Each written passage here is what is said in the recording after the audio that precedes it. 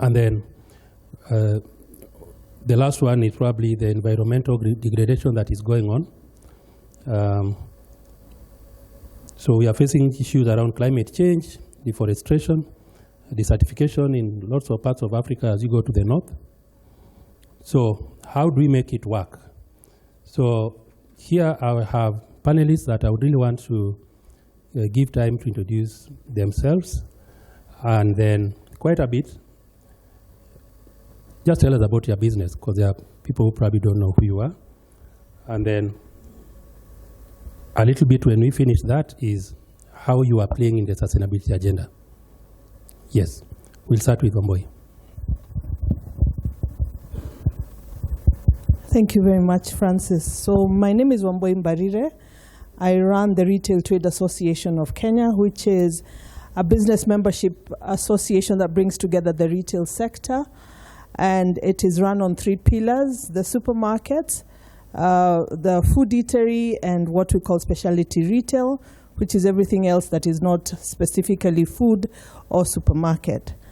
To the question of the day, I think we've seen a lot of challenges in the retail sector due to lack of sustainability. And we see sustainability in various aspects. 1, in terms of just general operations, 2, in terms of sourcing, and 3, in terms of just acknowledging sustainability.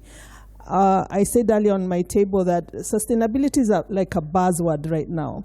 So everyone is saying we're into sustainability, but really, do we understand what that means, or are we saying it because it's the thing to be saying right now? So owning that sustainability, for me, is going to be the start for African leaders, because I don't really think it's about having money or not having money. It's more about understanding what we have and how to get the most out of it. So that would be my brief intro.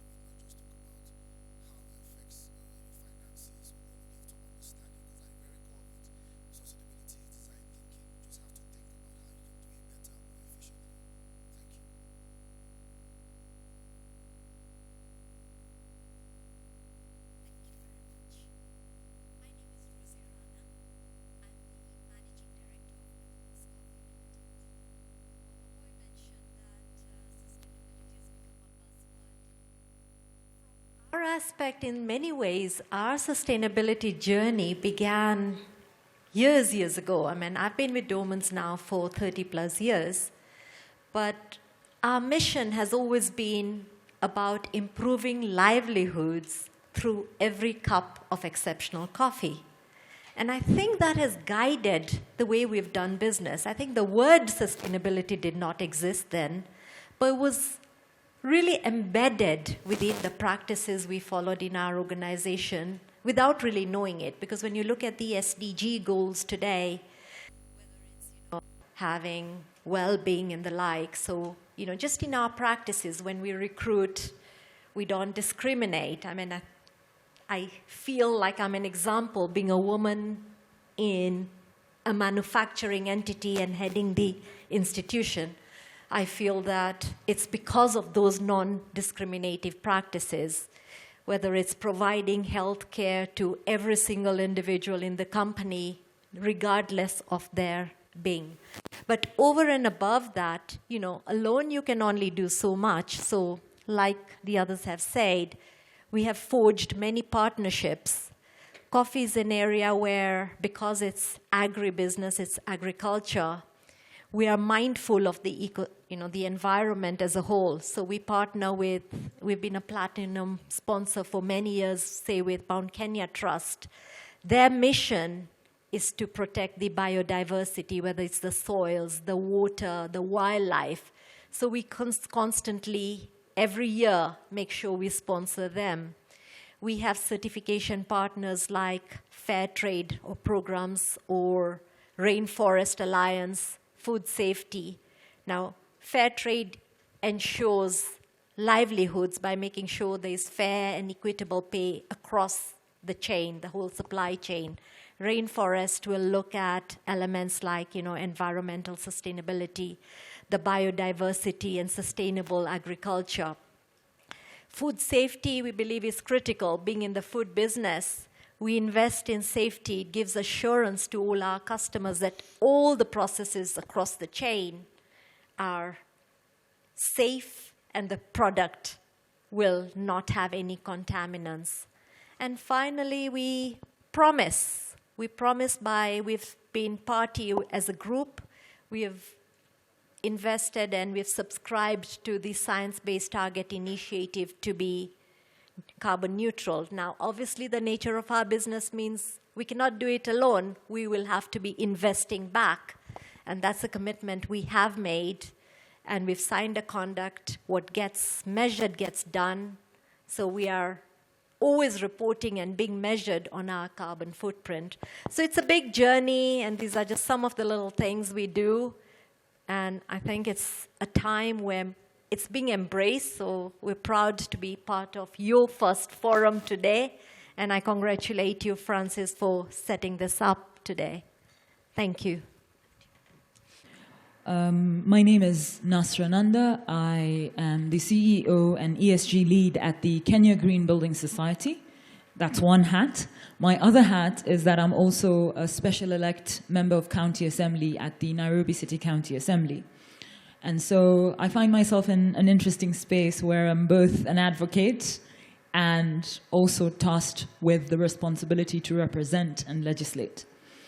So from a green building perspective, what we do at KGBS is that we push for sustainability within the built environment with the aim of ensuring that people live in healthy spaces, the environment is protected, and there's a balance between the E, S, and G, so that, all together, we are thriving, not just from a human perspective, but also preserving our environment and catering to the bigger agenda, whether it's cities or countries.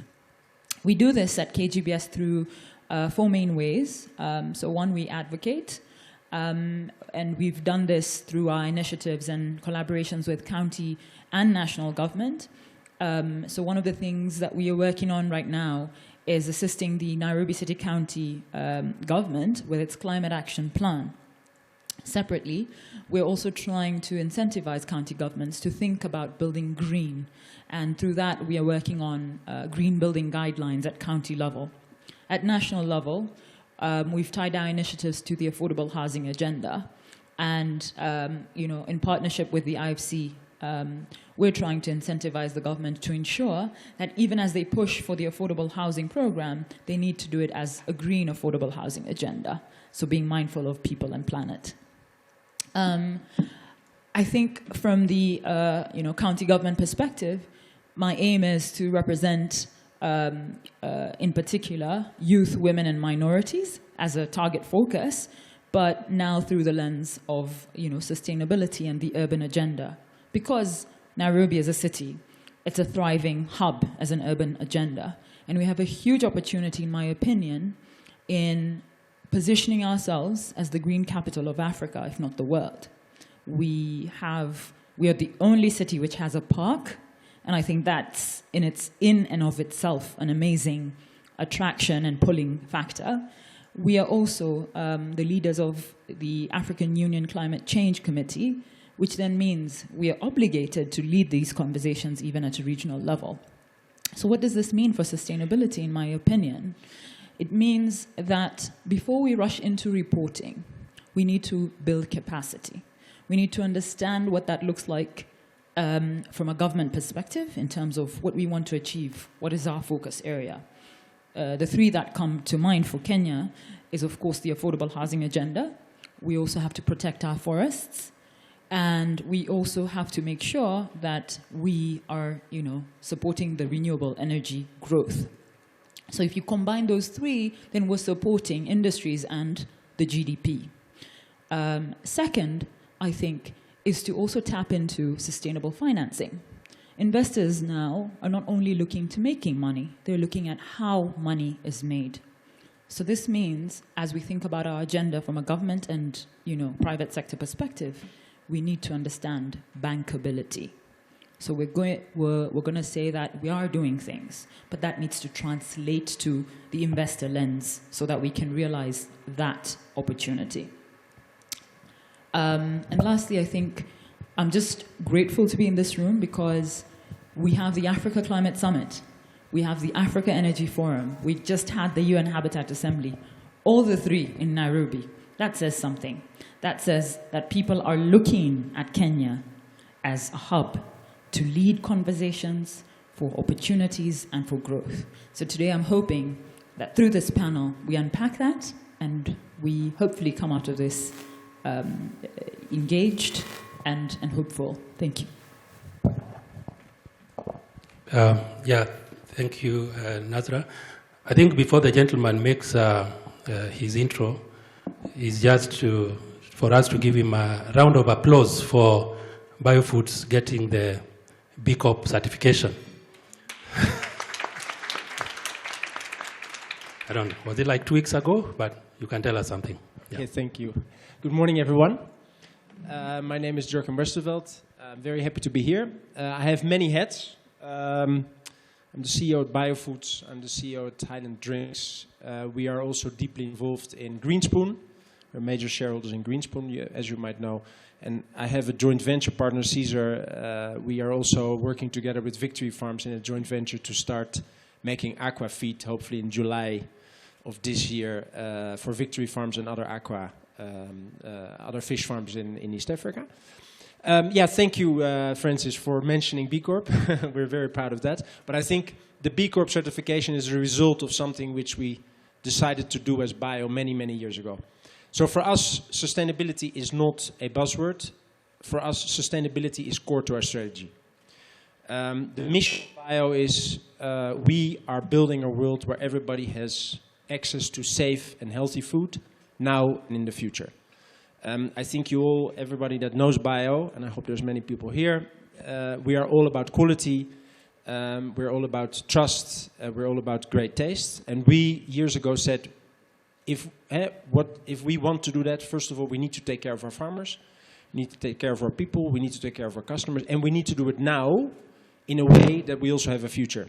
Because if you run a business, and I think Rozy already said it, especially in the agriculture, relying on agriculture, if you do business today, which is short term and which is not aligned with making sure that there's a business in 5 years, 10 years, 15 years, 20 years, you're actually, in agro, you will very quickly go down because agriculture will respond very quickly to bad practices. So what does that mean for us?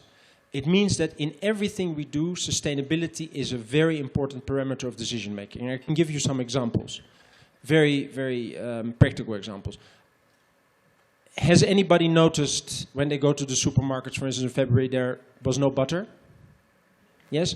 Have you noticed last year, February, March, April, that there was low milk supply? Yes? That is the result of paying our farmers a marginalized milk price. It's very simple. If you pay your suppliers a marginalized price, you're going to get a marginalized supplier, which means a supplier that cannot maintain a healthy diet for their cows throughout the year. So based on that, to give you an example, we as Bio have decided we're no longer going to price our milk towards competitors when we're competing for the milk. What we're doing at Bio, we're saying, what does it cost the farmer to produce a liter of milk?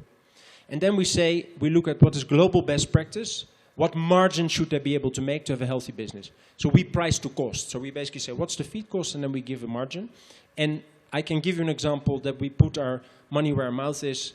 When the rains came, all the other dairy processors started lowering our price. We actually increased our price in April by 1 shilling. Why?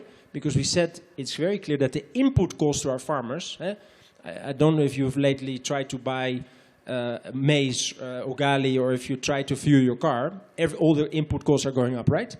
So how can it make sense that when we all know that our input costs are going up, that we're telling the farmer we're going to bring your price down? It doesn't make sense. So we said, no, we're going to increase our price. So that's one example. The second example is, at Bio, we do not... No, let me ask you, Ole, can I ask a question to who knows what the minimum wage in manufacturing is in Nairobi? If I don't get a volunteer, I'm going to come out and get a volunteer. So you better raise your hands. Who's going to try? I think that lady over there. Any idea? You're the volunteer now. I believe it's 840. 840? Yeah. What? Shillings. Okay, but on a monthly basis, how much would that be? Yeah, it's 25,000. Lower, I think. A little bit lower. Yes? Yeah, a little bit higher. For us, it's 22. Let me give it away. You've tried very well. Give yourself a big applause. It's 22,000 shillings. Now, who of you have children? I do. Okay. Now ask yourself the question. For 22,000 shillings in Nairobi, can you have a house? Feed your children healthy? Make sure you have healthcare and send them to school? Will you be able to make it? I can tell you for free, you cannot. Do we all agree? Right? So we say as Bio, how can we talk about sustainability and not pay our people a salary that they can actually live off? That doesn't make sense to us. So we move to livable wage. Livable wage means there's an international organization that says, what do you need to earn in a certain city to be able to make sure you have a house, you have healthy food, you have some health care, you can send your children to school, and you have some money for a rainy day, right? So we are actually paying, I don't know the exact, 33, or is it gone up now? 32,500 minimum wage. So at Bio you will find nobody under that salary. Anybody is paid that minimum wage. Because we believe that that is the right thing to do. You can't say you're a sustainable company, you can't say that you're building the future if you're not paying your people what they require to actually live, be healthy, etc., etc. So I think, and the same goes for packaging, the same goes for water. We're investing a lot in solar panels, in water conservation. We're now looking at if we can go totally circular on our water in the company. We're also looking at if we can make our packaging totally circular by introducing rPET. Now, what has that led to? Our journey has been very interesting. First, we started with a good intention. Then we had good intentions. We said, let's make sure we measure what we're actually doing. So we started measuring on all these fronts what we're doing to actually see if what we were doing was making sense. We then defined a strategy to really start focusing on the areas that really make a difference. And from that at the end of the journey, we then said, now that we're front runners in Kenya, let us jump like we do with our quality. And with our quality, we also benchmark to the global highest standards. We said, now we want to benchmark ourselves with the highest global standards. So about 2.5 years ago, we started the B Corp certification process. And for those of you who do not know, there's 6,400 B Corps in the world, out of which I now know 74 are dairies. In Kenya, in Africa, there's 4 food manufacturers and 3 dairies. And 2 weeks ago, Bio has entered that very, very elite small group of people by achieving B Corp certification.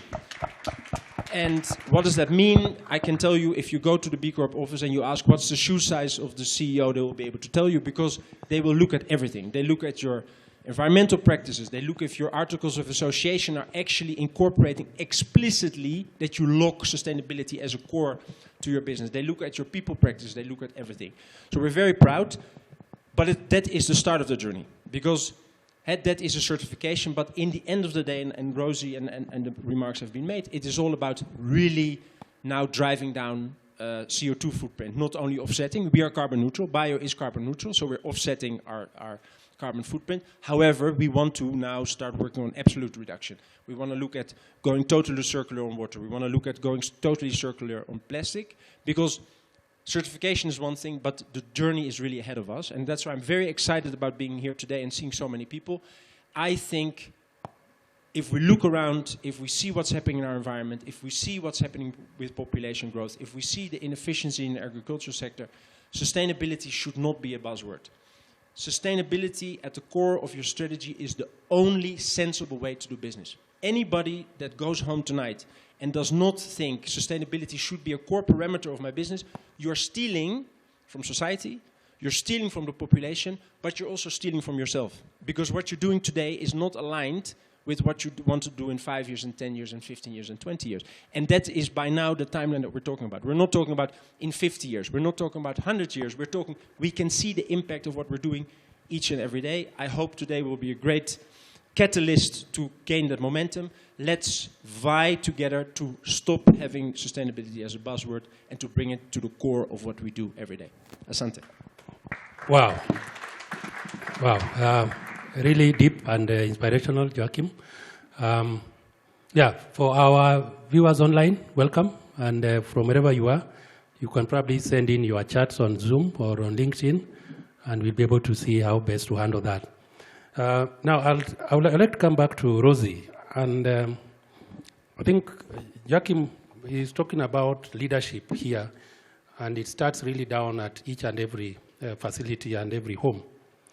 But then, what does it require to create a critical mass of sustainability champions in this continent? What do we need to do so that in politics, in private sector, in the NGOs, in people's homes, we have sustainability champions? What do we need to do? Thank you, Francis. Part of it is what you're doing today, having this conversation, creating awareness, making more and more people aware of it. And really, we are in a society where, fortunately, and I'd like to say that things are changing, and especially the younger generation, you're seeing people understanding and embracing sustainability. We're getting away from it being a buzzword, but I do believe that here in Africa we do, I mean, it's easier said, we have a very, very, very long way to go. But there's inspiration, I mean, when I talk about our practices, when Joachim talks about what has happened here and getting that certification, I would say responsible leadership is needed in all avenues, right from the top, whether it's political leadership, whether it's business leadership, so that the agenda is driven. We also need civil organizations to, advocate, create more and more awareness, embrace it. We need to get away from the fact that we are only measured by profit. And to a large degree, I think the problem has been, if you ask, and maybe I don't want to kind of put age groups, but historically, the older generation, if you like, looked at a business, and yes, we've had balanced scorecard and everything else, but a large part of it focused on profitability without realizing that that profitability is sort of short-term, and there was the unfortunate mindset that investing in things that will do good and will keep the business running for the long term are expenses. What we don't realize is things will get extinct if we don't look at it for the long term. And so for that, maybe we need policy. We need, if it's the government, and you talked about politics, what can they do? The investment needs to be, apart from, we need to get away from just lip service. The investment needs to be in the right infrastructure, in creating an enabling environment, if you like. I mean, we talked about the high expenditure in the country. Currently, the finance bill is a topical issue, a really topical issue. And why is it a topical issue? It's because our pockets are suffering. because maybe down the road certain taxes are necessary, maybe housing is necessary, but are we ready for it? So the taxation or the climate that the government provides has to enable the people to be sustainable. So I think policy right from the beginning, awareness, education, advocacy. So the more you spread the word that sustainability is going to lead to profit, because if you keep doing the right thing, then in theory profits will follow. If you keep on, let me give a simple example at Dormans, for instance, here. When coffee is roasted and before it's put into the grinder, so it's in bean form, it's very easy for us to just keep on putting it in plastic buckets and then the plastic buckets break or whatever. Having, solid material, which is long-term, that plastic bucket is going to be what, a few hundred shillings? Yet, if you get a good stainless steel, but, good environmental friendly bin, might end up costing, 5, 6, 8, even 10,000 bob. But we hesitate. We tend to think it's expensive. But if we start investing in these will last forever. We stop wasting. We stop throwing that plastic in the environment. So we need responsible leadership at the business area. So it's a very broad question that you ask. It's almost impossible for me to sort of give you, one single answer. But political leadership needs to set policy, needs to set structure, needs to set accountability. We have to look at things like clean energy. That's where government can start investing and encouraging, whether it's, firms to come in with renewable energy, encourage businesses like ourselves. We have solar panels on our roof, and we feed back power to the grid. Is there enough incentive to do that? Many organizations like ours would have started without that sort of incentive when we began the journey. We actually, at Bio, we push electricity into the grid, but we don't get paid for it. There you go. Same with us. We don't get paid. In fact, if anything, the only guarantee Kenya Power can, the only guarantee is it will not be higher than Kenya Power. There is no incentive at all. But that's what government, I think, can do. Give incentive to businesses, create an enabling environment. And as business leaders, if we can have more people that understand, appreciate, and once you have that, the warriors will follow, because if I walk the talk, if Joachim walks the talk, at the city level, if Nasra can, at the retail level, if you can, in our own organizations, then I think the people will follow. Today, I say to you proudly in a conversation,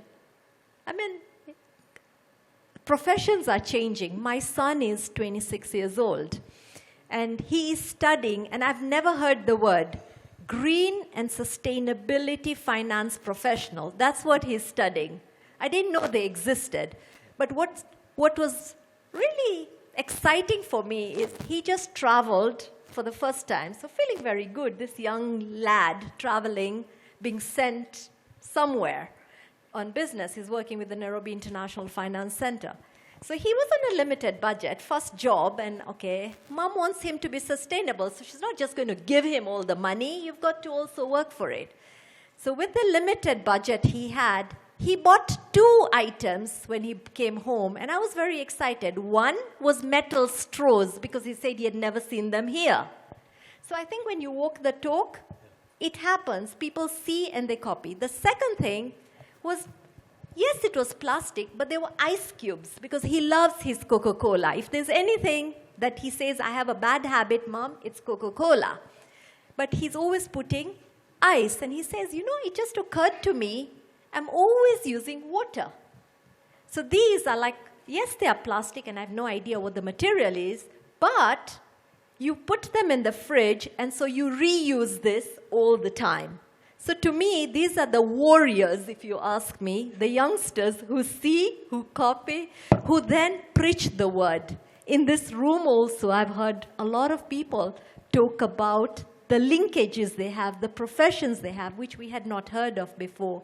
So I think as more businesses embrace sustainability, slowly it will flow. It's a journey, but I would say the warriors will be built because employment will be created in those right avenues.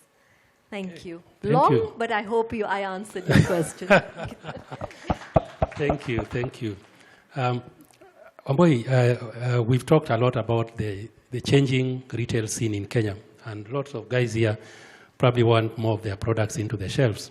But the retail chain has also changed. The last maybe 3-4 years, we've got multinationals here, we've got other smaller companies, family-owned, now getting private equity funding.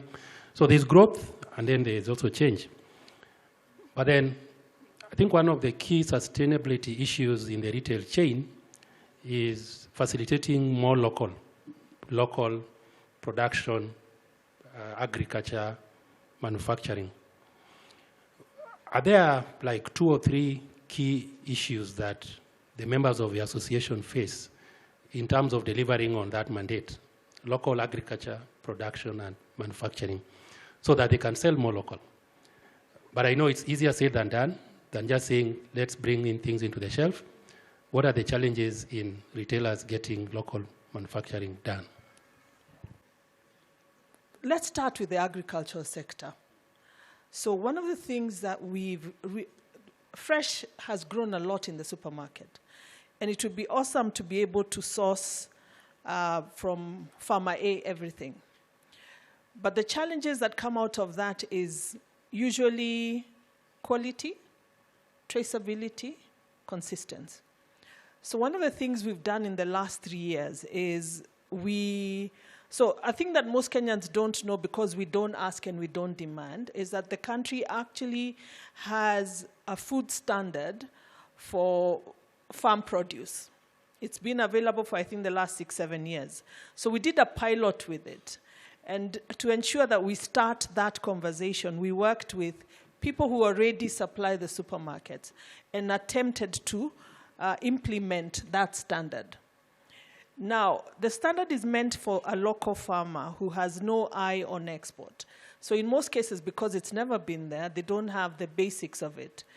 In trying to do that, we realized we couldn't use a small farmer, yet the standard is meant to be for a small standard. So we used farmers who have kind of grown their business and realized that without the support we were giving, they were already spending upwards of 200,000 shillings, which is really not sustainable for a small farmer. And the people who we then realized can do that are people who are already doing export and are willing to start trying the local market. So the challenge there was capacity to live up to a sustainably grown product. They need to go back to farmer groups so that some of the things that the standard requires, such as water testing, soil testing, are able to either be handled by the farmer group itself, or the county can come in and start doing, say, the water and the soil, and the farmers can benefit from that. So that is why, so we've started, because other than fruits, which seem to be a challenge in our country, I am yet to understand why, we do buy everything on the fresh produce from the local farmers. With manufacturing, I keep saying sometimes I feel we are kind of lost, and not from a retail point of view, from a manufacturing point of view. Just as I sat here, I saw an email calling me for a food pricing seminar. I totally believe that there's something fundamentally wrong with the pricing of a lot of our produce in this country.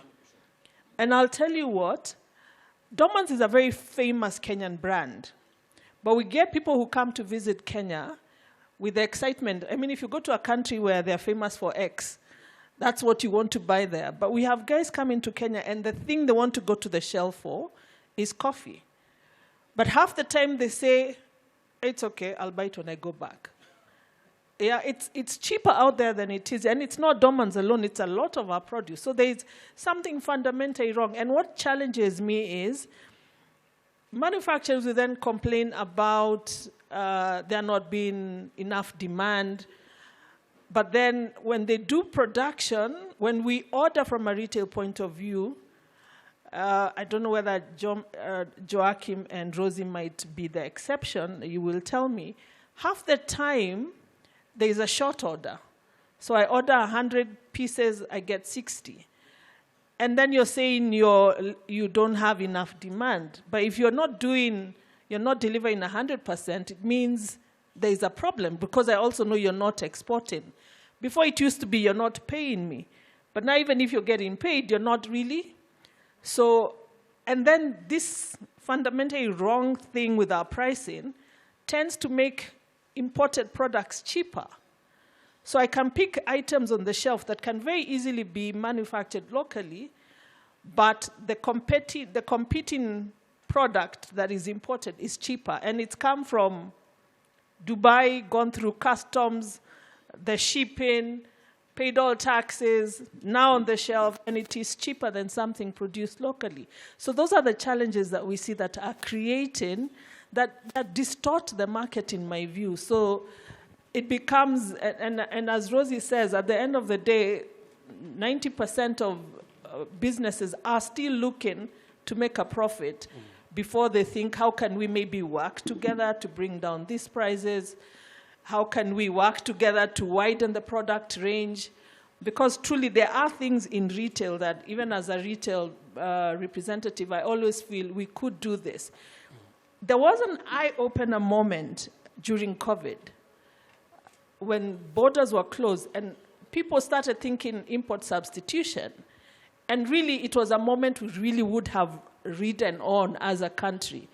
But the minute the borders were open, that seems to have gone down, because that import substitution would have blown open manufacturing to allow us to stock more, maybe start interrogating the pricing, and maybe do a bit more around the marketing of our own produce. Tough challenges, very tough challenges. I'm running out of time, but I would like to get the perspective from Zen Ideas and Nasra as we do a quick close. West Africa in general, and a lot of the West Africa, wood is a very precious material. And we hear from Gabon and all these countries, a lot of wood going outside the continent. In your perspective, how do we work together? Because we still need forex. We still need nice wood furniture like the ones that you do. Are there alternatives that you guys are looking at apart from planting trees? What is the opportunity behind, let's say, what Zen Ideas is working with its partners in Nigeria? Thank you. I think first of all, I just want to say that I'm learning quite a lot on this panel on what's going on in terms of sustainability and the whole value chain across Africa, because over in West Africa we have a different reality. You know, when I hear things like being able to give back electricity to the grid, it sounds strange to me, because over there we're generating our own power, like with no recourse to, like, we run diesel generators. We've only recently just started to explore how we can now operate on solar or other renewable energy sources. There's no incentive as at yet for all of this, of course. So it's very interesting to hear all the different perspectives. Now, to your question. So one of the things we've recently done, because we realized that in furniture manufacturing and just across Nigeria, there's a lot of people who move from, because we cater to both commercial real estate and also individuals. We realize that there's a lot of waste in terms of people buying furniture and now being able to use it in the new places they move to and things like that. So what we started to do is introduced rental furniture. So sort of like being able to just lease the furniture you use in your place and not having to take up that initial cost of buying, and then when you move to a new space, it's not the same fit, and just throwing it into the landfill. That creates a whole cycle nightmare and all of that. So we're doing that in partnership with some other local manufacturers as well, who are creating some sort of partnership ecosystem around this. And then also, in terms of the Nigerian Conservation Foundation partnership, it's not just tree planting, we also do like trainings. Now, one of the key takeouts of such a summit as this is not just for us to talk about these things, but it will also be to have some sort of action coming out of this, to have some sort of paper or some sort of, direction that we can take from this summit. And, it would be nice if we had like a lot of government or, policy making people involved in this summits as well. Thank you. Nasra, I wish I had the whole day to talk about politics and the importance of government policy. But you've talked about there's something you're working on with the county government. Are there some incentives that are part of this kind of discussion that you have with the counties? Are there some incentives along the way? So I think the first thing I'd like to say is, number one, it's important for us to realize that Kenya and a lot of the developing world is in a reactive market. So what that means is essentially conversations, if you're not careful, will happen in silos. So a group sits separately and says, well, this is really hard. Another group says the same thing. But what that means then is you're not passing the message to the right people in the right way to have a unified collective voice to shape an agenda and the incentives to implement that agenda. So what's the proposal?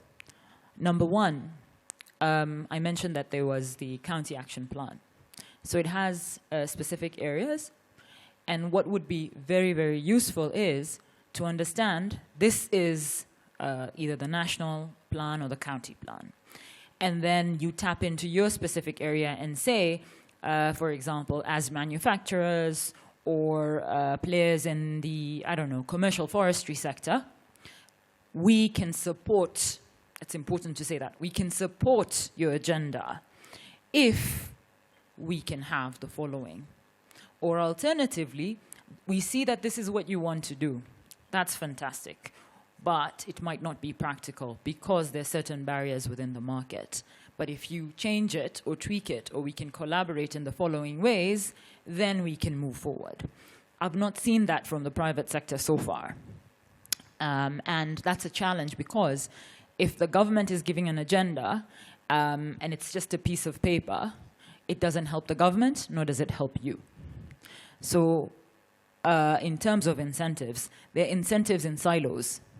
Unfortunately, some of those incentives are just paper statements which don't progress because it's not a unified effort. So my challenge plea to you is whether you're in manufacturing, whether in the food industry, is to say, one, get a hold of those documents, the agenda for the country, national and county.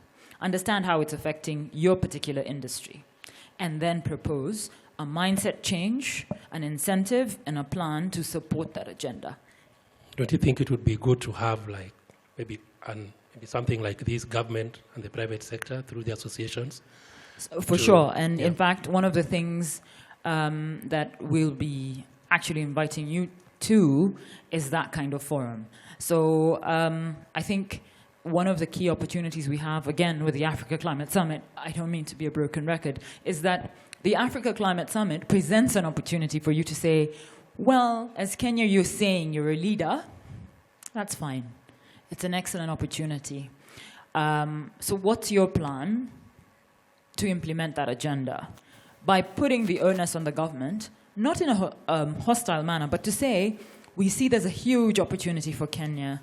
We see that you have an agenda. As this sector, we see we can help in this way in time for the Africa Climate Summit in the short term. But on a longer term, what you're trying to do as a country and as a business is to unlock opportunity. So if you position yourself as a solution provider to the government, it makes it easier to have that conversation, but it has to be very specific. Thank you. Okay. I would like to give Joachim the opportunity, but we really need to do a bit faster. In other words, keep it short. I'll keep it very short. I love what Nasra is saying. What comes to my mind is it's a pity to waste a good crisis. I think, and I was actually discussing it with Cesar this morning and with Waithira, my colleague, we live in a time of crisis. We have a climate crisis, but we also have a Kenyan crisis, right? The Kenyan crisis is that we have a new government which is struggling to make ends meet, right? And who has a need and a determination to change things. They need to change. They have no option. But in my engagement with the government, there's also an intrinsic desire to change. Now, in that situation, and what I'm seeing from the government, and that completely echoes what Nasra is saying, this government says, we don't want to act, we want to facilitate and we want to regulate. So that creates space for the private sector, primarily, to start acting. And I think asking for incentives or whatever is the wrong approach. It starts with our own agenda. And I can tell you from my personal experience, if you have an agenda, and you're clear that what you're doing is right for your company, but also for Kenya, this government wants to play ball. But you cannot sit and wait and press send, receive on your email, waiting for the government to tell you, oh, we have now come up with a great incentive, because the government has no clue, right? This is not a space where they're playing and where they understand. They want to facilitate, they want to regulate, they want to see change. But the ball is in our court. So whoever is here from the private sector, my strong advice to you all is, start taking this seriously, set your agenda, and then start engaging. And we can do that through Retrack, we can do it to KM.